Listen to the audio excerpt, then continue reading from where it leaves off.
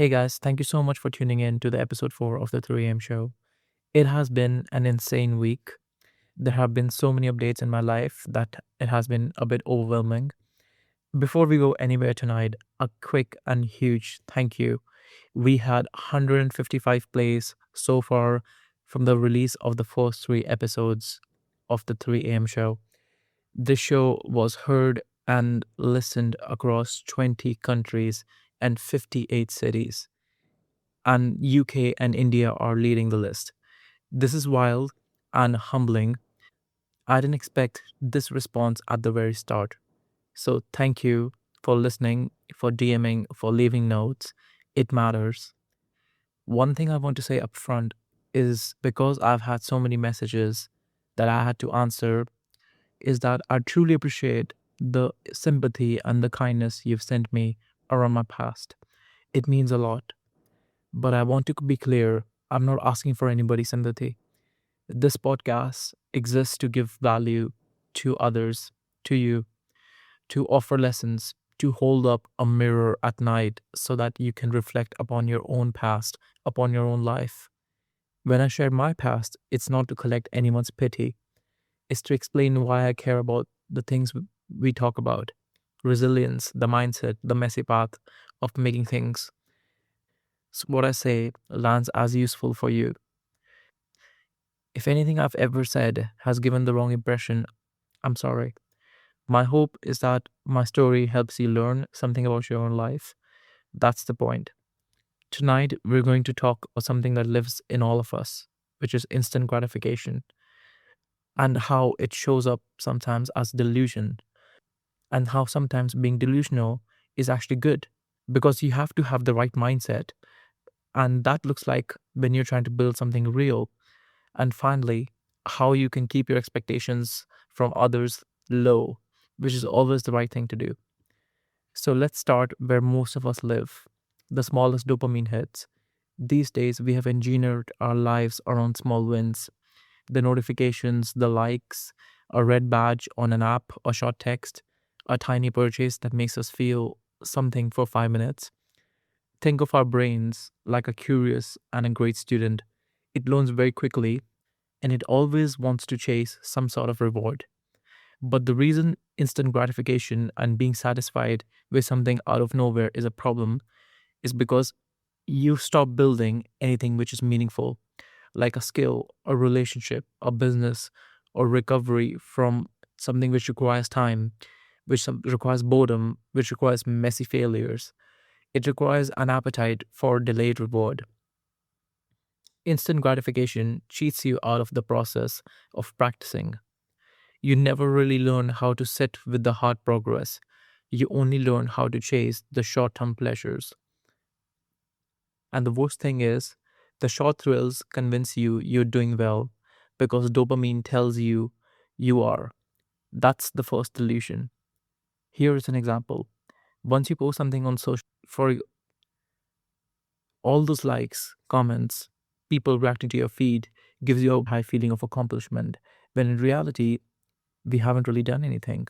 The person who liked it probably has forgotten about it after 5 seconds. I think we have spent hours and hours just admiring all the love and attention we get. That's the trap of instant gratification and confusing signal for substance. The next thing which I want to talk about is being delusional. When we fill our days with activities to look productive, we're binging tasks, meetings, check boxes, one after another. But at night, when we're about to go to bed, you realize you haven't made any progress in your work at all. That's how I personally feel very often. It's like having a comforting noise that keeps up the real hard work. With So how do you tell whether you're actually progressing or just performing progress for attention? You start by measuring your goals and form smaller, more realistic goals which are actually achievable by you. So aiming to make at least $1 million with your social media marketing agency isn't a realistic goal. What's realistic is reaching out to over 100 prospective clients for a month and trying to close all of them at $1,000 retainer for 10 months. And that will get you your $1 million.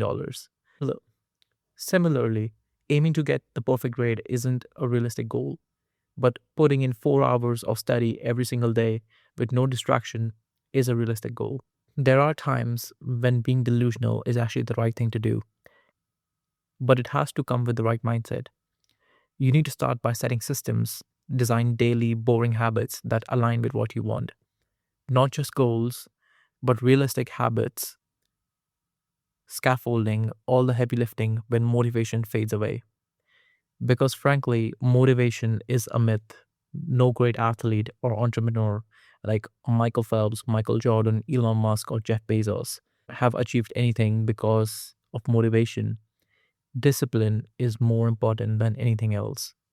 Being able to get up every single day and do the same thing requires so much discipline, which brings me to the next point of compound work. We often underestimate how much we can achieve within 10 years, but we overestimate how much we can achieve within one. Think of your work as compound interest on everything. You should plot seeds, habits, investments that you won't enjoy tomorrow, but will feed you in 5 to 10 years. The last thing which I want to talk about today is keeping your expectations low from others, because when you expect people to behave differently than they will, you set yourself up for disappointment. That disappointment drains energy you need for your own work.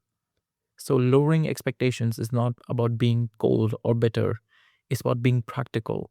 It's about saving your own emotional currency. Think of it as a strategic detachment. Expect less from others, expect more from yourself. This frees you to act more. This doesn't mean you should stop building relationships or stop trusting. It just means you don't outsource your emotional stability to other people's behavior. As it goes without saying, you will never be disappointed if you expect disappointment. Lower expectations of others create space for realistic gratitude when other people surprise you with their kindness. Before we sign off for tonight, I want to announce that now that we are live on YouTube, and now we're officially streaming on 18 platforms, specifically Spotify, Apple Podcasts, and YouTube is where I expect most listeners are going to tune in. So I'm actively going to engage with the communities over there. Please let me know if you have any feedback, any requests, or anything you want to share with me through our Instagram page. The link is in description. Or if you like to email me, please do at team@the3amshow.com. And finally, I'm asking you two things before we sign off for tonight. Pick one micro habit which you can do every single day. It doesn't have to be very long. So let's say, for example, it can be meditation for 15 minutes for a whole month, and watch how it compounds and notice how you feel a month from now. And the final question which I want to leave with you is, if you had 5 minutes alone with God, what would you say? Whatever your answer was, it's a trick question because you can have 5 minutes alone with God anytime you want. So thank you so much for listening. This is Raghav, and I'll see you next time.